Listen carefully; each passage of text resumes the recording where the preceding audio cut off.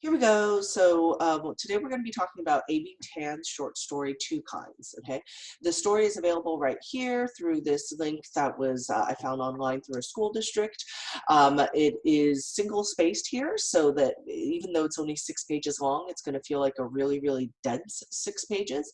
I've had students as young as like 4th and 5th grade read it. 5th and 6th and 7th are often a little bit more comfortable, but it can be a nice stretch for students, and it's a short story I really like. Okay, and we'll talk a little bit more about the short stories themes, etc., later on, but the basic idea is that it's a mother and daughter fighting, and that's why I think sometimes a lot of my students are able to relate. Okay, it's a mother and daughter fighting about how hard the girl has to work, how hard the daughter needs to work, and the mother is hoping that the daughter is going to become the next big piano prodigy.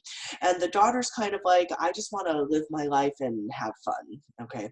And so they're going to kind of go back and forth. They're going to be trying to find different types of prodigies to become, because the mom's in competition with one of the other moms. There's some kind of like frenemy situation going on. But basically, it's a short story that I really like.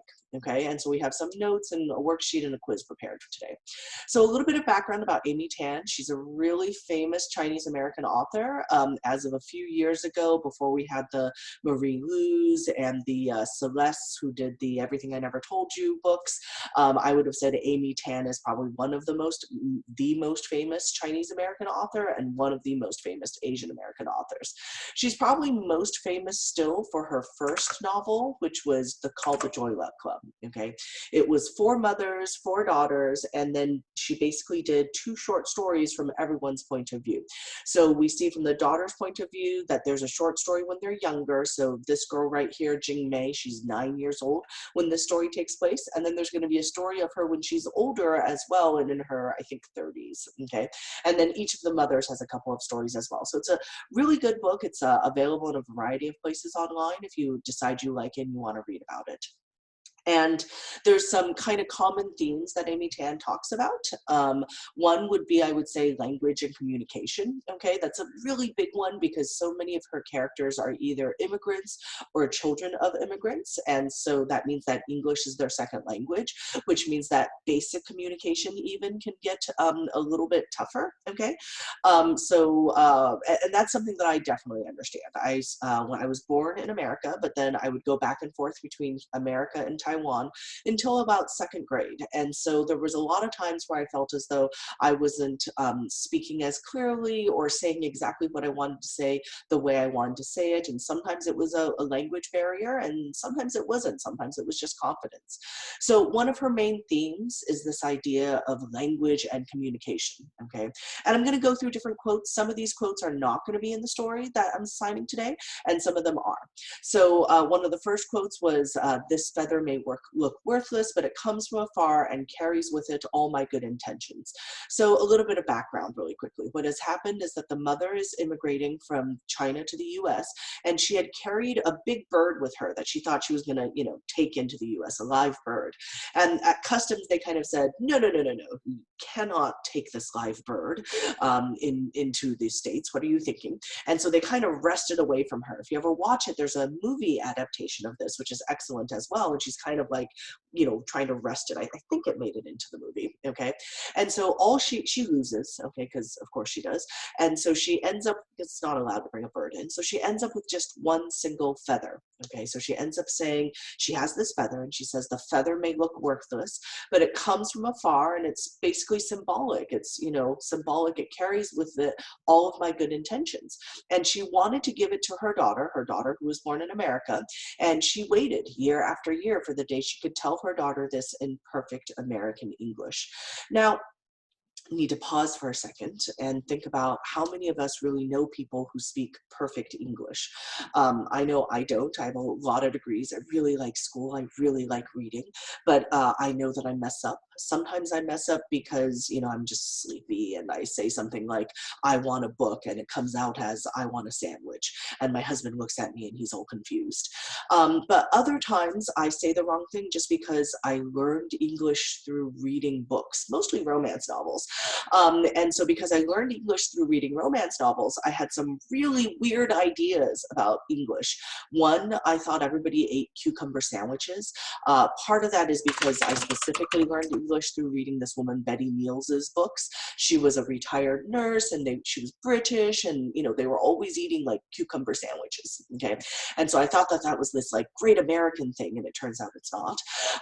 I would also sometimes read really old literature. So I read like things like Pride and Prejudice when I was trying to learn English. And so I'd go around saying these really old-fashioned things like, as is my wont, which means as is my habit. And it turns out nobody speaks like that in like real life America. And then sometimes I'll mispronounce a word because I've never heard it said, because so much of my knowledge initially came from books. I will only have read a word and I'll say it, and somebody else will say it, and I'll say, are we saying the same word? I have no idea. Okay, so the idea here is that very few of us speak perfect American English. Okay, so some people do it on purpose. I remember being horrified. I had this straight A student who, you know, I said something kind of funny, and she said, lol, and I said, oh my God, did you just say laugh out loud, LOL, as though it was a real word? And I just thought she was mangling the English language, and I was just terrified and horrified. Okay, and then there's also, so there's people who do it on purpose. She knew better than to, you know, she could have just said haha funny, but she knew what she was doing. She knew that she was saying lol. But sometimes people don't know better. Sometimes when people don't know better, but you know, they kind of say things like, she is taller than me, okay? And that's actually grammatically incorrect. Now, only people who are perfect grammar pedants, the people who care about PEDANTS, those people who care about the little details, will really go around and say, no, no, no, you're supposed to say, he is shorter than I, he is taller than I, because you're supposed to pretend that the sentence continues. He is shorter than I am short. He is taller than I am tall. But most people just go around saying, she's shorter than me, she's dumber than me, okay? So, you know, we make these little mistakes all the time. And so if this mother is waiting for this kind of like day when she's going to say it in perfect American English, it's pretty much never going to happen. And I think that's a generally good life lesson, that, you know, if you want something to be perfect, then you're just never going to get it out. I think I've re-recorded this like 3 times already. So, you know, at this point, if I stumble, we're just going to have a couple of stumblings and move on. Okay. One of the other quotes that I thought was really interesting is that at one point, the mother and daughter are speaking in 2 different languages to one another. And the daughter says, these kinds of explanations made me feel my mother and I spoke 2 different languages, which we did. I talked to her in English. She answered back in Chinese. Now, I've seen this happen in a lot of, you know, the families I've worked with and, you know, schools at the places I've taught, but I've also seen it happen in my own life. So I'm going to share a brief anecdote. An anecdote is a short story. It's supposed to be funny, but I can't see you right now. So if you're not laughing, then I won't know that you're not laughing, and my feelings won't be too hurt, okay? But this was a common experience I had growing up, is that I'm fairly fluent in both languages, but my Chinese students will sometimes say, Christina, you're not Chinese, you don't speak Chinese. And then my family would say, you're not Chinese, you're not Chinese enough. And so I felt kind of sometimes like, oh, to some people I'm not Chinese enough, and to some people I'm not American enough, because sometimes there are phrases or words that I feel like would be expressed so much better in Chinese than in English, or vice versa, okay? And I remember one time I was having an argument with my grandma. I'm very, very close to my grandparents. And she was saying something to me that I completely disagreed with. And she speaks mostly Chinese, so she was speaking to me in Chinese. And, you know, she said, well, you just don't understand what I'm saying because you're too American. And I said, I totally understand what you're saying. I just disagree. I'm allowed to disagree. But, you know, that happens sometimes, where we kind of blame things on cultural differences internally and externally. And so I thought that this was a beautiful quote, this idea that, you know, you can be be speaking in two different languages, and you can totally understand one another, but maybe willfully misunderstand, okay? Or, you know, still just not be able to communicate, all right? So the quote I want you guys to think about and write something about is, this is another quote from one of the mothers in Joy Luck Club. And there's a beautiful scene, this one's definitely in the movie, where, you know, this guy, Mr. Rory, is trying to fix the mother's hair because the daughter is about to get remarried. And, you know, he kind of says, oh, how does she want it? And he's kind of playing with the mother's hair. And the daughter turns to her and says, Ma, how do you want it? And the mother has this weird moment because she's like, I speak English. Why is my daughter translating English for me? She knows I speak English. And this is a thing that I've seen play out as well. So I thought it was an interesting quote, but you can have your own interpretation. One of the other really big common themes in here is the idea of parent-child and mutual expectations, and the idea that there's often a distance between what we want for ourselves and what our parents want for us. With everything happening with the coronavirus right now, I know that there have been a lot of parents who have been like, oh, how am I going to make sure that my kid continues to get education? And I've also had a lot of kids be like, yes, this is the video game, you know, like dream I've been having of for like weeks, okay? And so there's a lot of this kind of, you know, our expectations for one another do not line up. Okay. Sometimes our parents say to us, we want you to be happy. And you say, video games make me happy. And the parent says, okay, let me rephrase. I want you to be happy while also learning. Okay. And so there's a lot of these kind of mutual expectations that don't always line up. Okay. And especially in Amy Tan's earlier work, this tension is almost always between the mothers and the daughters. Okay. Often it means that everyone, you know, and the people in these stories are almost never villains. They're never bad people, okay? Like when your parent says, play fewer video games and do some learning, it's not like they want to keep you from video games for forever. Some do, okay? But mostly it's that their expectation is that you're going to learn. Your expectation is that you're going to be academic and still be happy. So no one in Amy Tan, well, sorry, not no one. Very few people in Amy Tan's stories are actually villains. It's usually one of these, you know, mistaken ideas about what'll make you happier. And then one of her other themes that we've already touched on a little bit is this idea of identity and immigrant identity.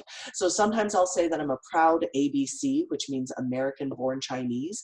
Other times I'll say that I am bicultural. Okay.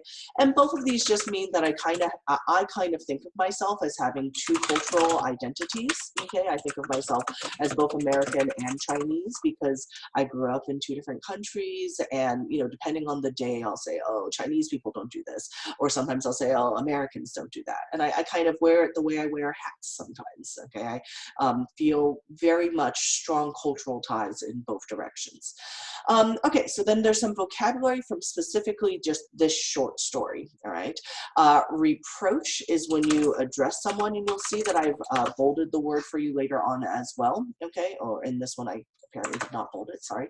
And it's to express disapproval or disappointment. So sometimes a leader thinks that they're beyond reproach, or a celebrity thinks that they're beyond reproach because they think, oh, I'm so great that you should just totally love me, right? I can act badly in public and you're going to be okay because I'm beyond reproach. I'm beyond the point where you would express any disapproval or disappointment in me, okay?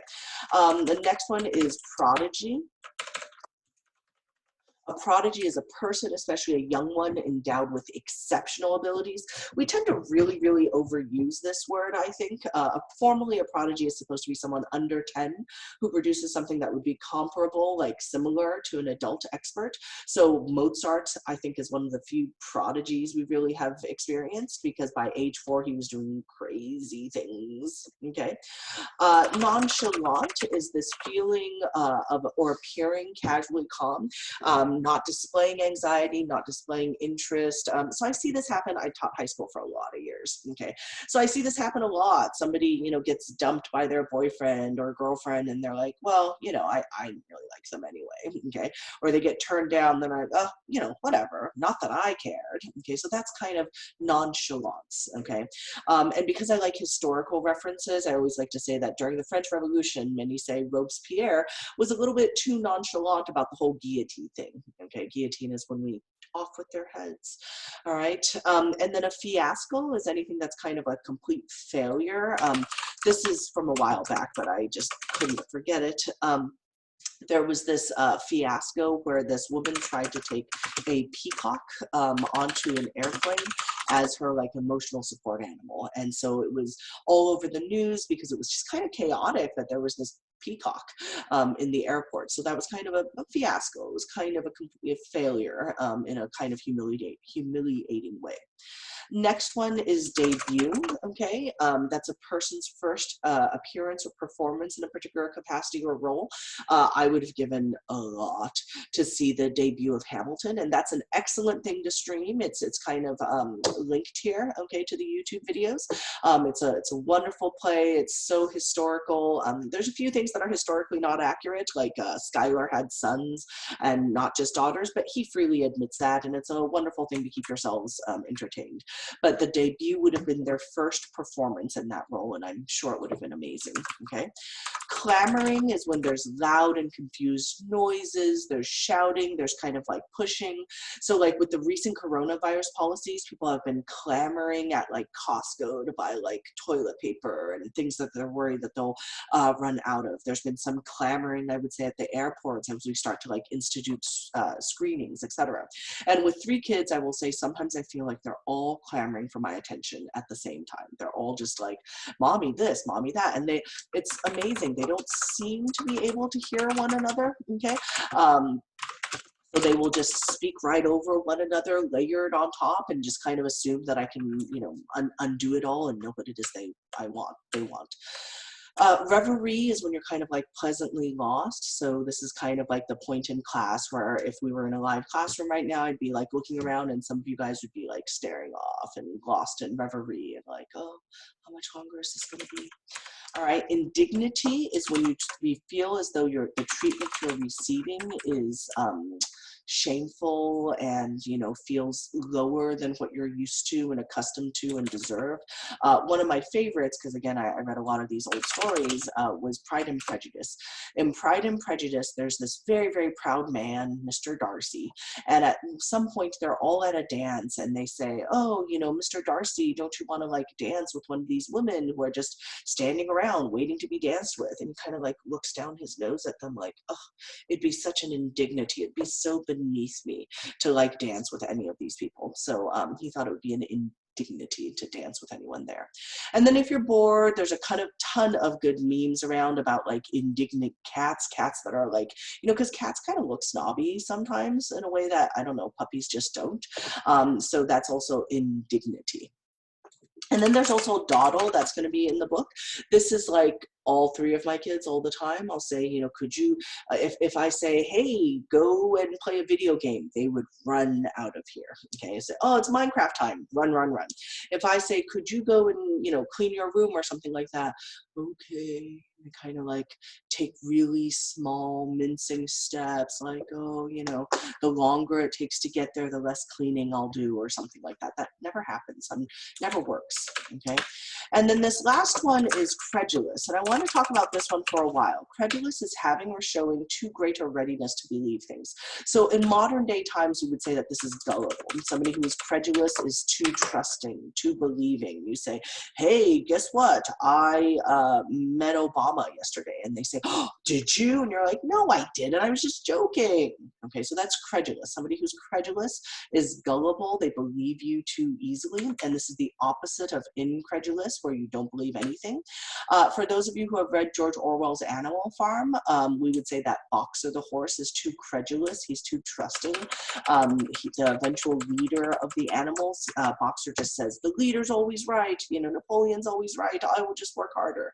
And so I challenge you guys to think about who in your life is too credulous, because usually you all have at least one person who is a little too credulous, a little bit too believing.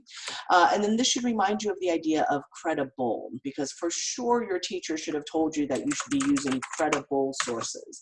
That like if you're writing a report on something, that you should not just go to Wikipedia, even though it's fantastic, that you should go to, you know, for sure checked out sites. And you can't go to Wikipedia because people change Wikipedia in a prank sometimes as a joke. So you need to have trustworthy sources that are not getting hacked all the time. Actually, I don't know if they're getting hacked all the time, so I take that part back. all right?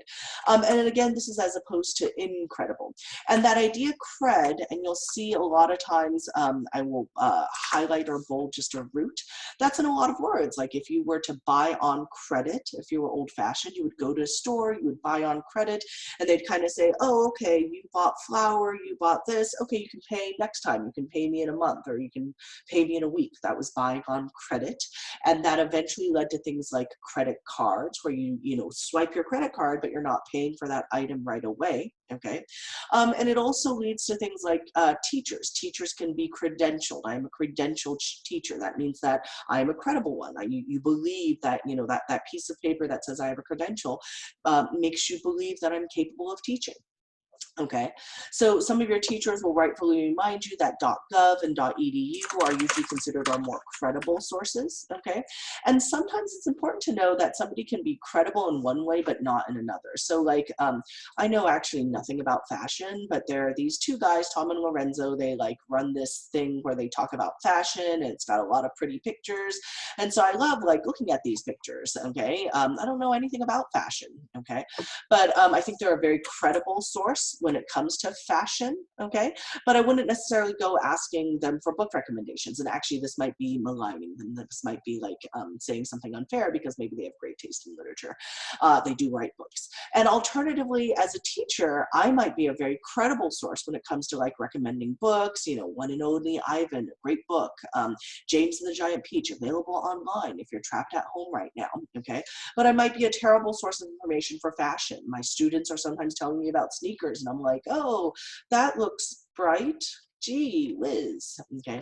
So one of the assignments you have is beyond just reading the short story, which again is linked at the very, very top here, okay? I found it through a school district, right there, okay? It's 6 pages long, single spaced.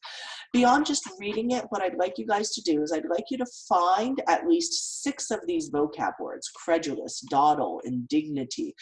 This one was reverie, and I missed putting it in, okay? Nonchalant, debut, fiasco.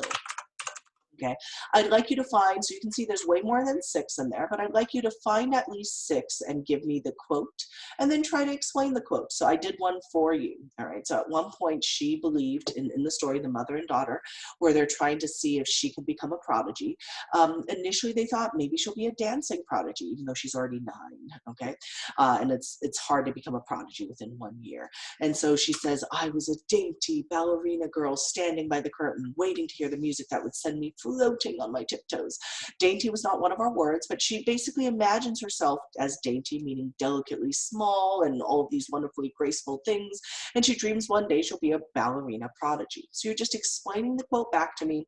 You're showing me that you know where the vocabulary word showed up in the book and in the short story, and then you're giving me context. And then at the end, there's going to be a quiz. It's only 11 questions long, so that's the good news, okay?